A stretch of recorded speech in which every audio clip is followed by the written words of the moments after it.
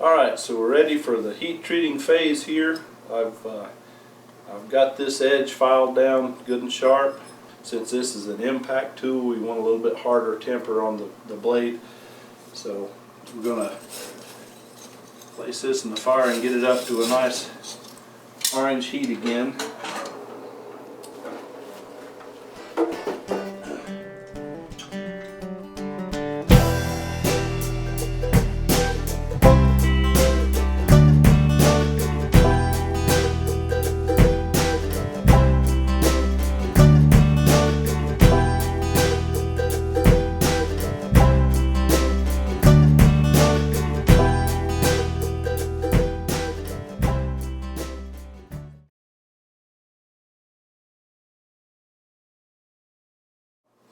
And I've polished the blade.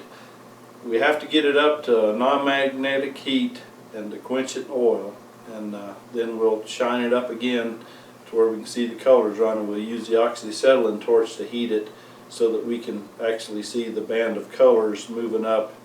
And when we get to a blue along the edge, then we're going to quench just the edge in oil and let the rest of it cool to normalize to room temperature. And I've got my vat of oil over here, and you know that, again, do your research. There's all kind of recipes for quenching oil and what's best. I've got a mixture of burnt motor oil that when I change the oil in the truck, a little bit of more. The reason we don't quench this in water is because water quenches it so quickly, it dissipates the heat so quickly that you can actually crack the high carbon steel. So the oil quenches it just enough slower to where it will quench it without cracking it, but it is going to make it really hard.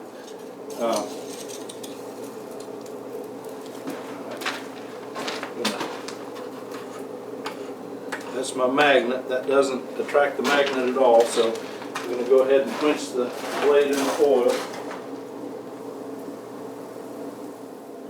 But you want to leave it in the oil till you stop seeing the convection of the oil. You'll see bubbles coming up around it. When that stops, then it's pretty well quenched.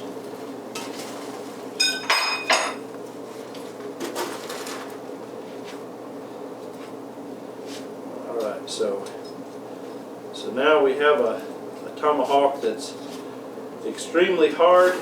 If that had a razor edge on it, it would virtually never go dull, but the impact of using it would shatter it. So we have to draw some of that hardness back out, and that's the process we call tempering. Just want to polish some of that carburized oil off of the blade so that you can get back to shiny metal. Alright, so that should allow us to see the colors run.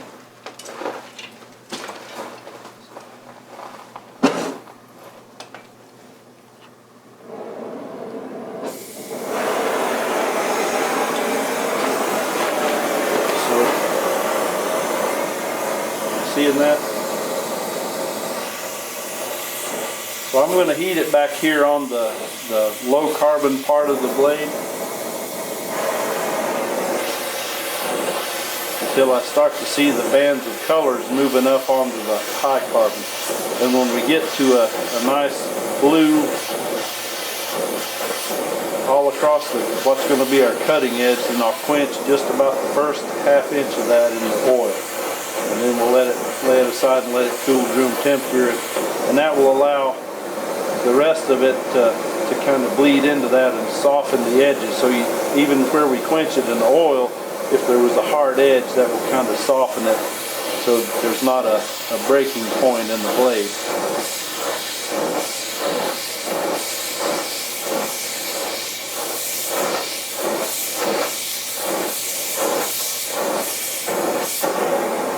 Alright, we've got a little bit of blue on the edge there, if you can see that. When it gets all the way across, we'll go ahead and quench it in the oil. There's different schools of thought on this. Some people say it's an old wives' tale, but I always align my quenching vat with magnetic north. And I've tried it, and I've had it go bad on me if I didn't do that.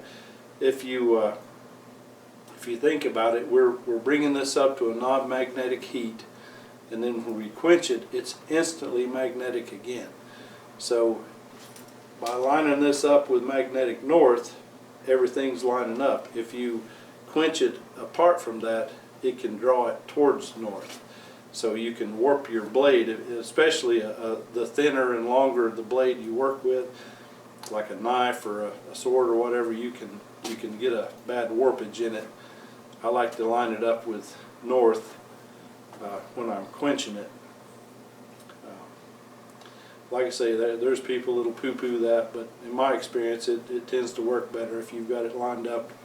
I mean, it's a funny old planet, you know, and I think if we follow the rules that the planet sets, things tend to work a little better.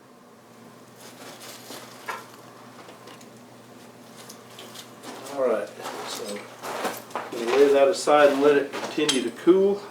So once this is cool, we'll wire brush it, polish it up, and do the final filing of the edge, and it'll be ready to put a handle in and go right to work.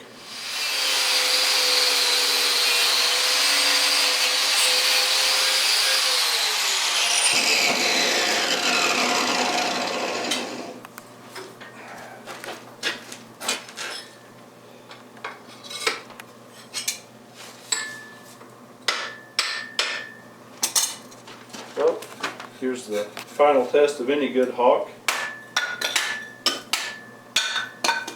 Yep, I think we've got a useful tool. Hope you enjoyed that, and happy smithing.